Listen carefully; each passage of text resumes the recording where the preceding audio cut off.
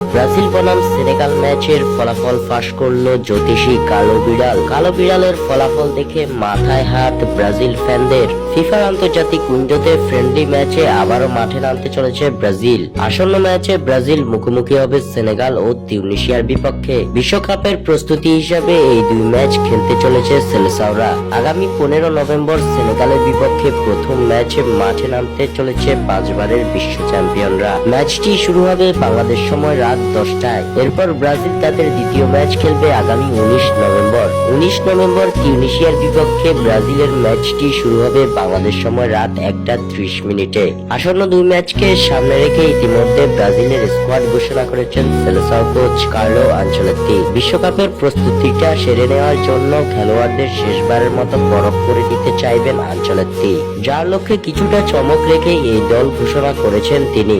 এদিকে ব্রাজিল বনাম Senegal match নিয়ে ভক্তদের মাঝে কাজ করছে বাড়তি এক উন্মাদনার। খেলার আগেই চলছে প্রেডিকশন, যার ধারাবাহিকতায় ব্রাজিল বনাম সেনেগাল ম্যাচের ফলাফল ম্যাচের আগেই জানিয়ে দিল জ্যোতিষী বিড়াল। জ্যোতিষী বিড়ালের সামনে রাখা হয়েছিল দুই দেশের পতাকা, যেখান থেকে জ্যোতিষী বিড়াল বেছে নিয়েছে সেনেগালের পতাকাকে। খেলার আগেই জ্যোতিষী কালো বিড়াল জানিয়ে দিল সেনেগালের বিপক্ষে পরাজয়ের মুখ দেখবে ব্রাজিল, যা দেখে মাথায় হাত ব্রাজিল ভক্তদের। স্বাক্ষর থেকে সাব্বির ইসলাম।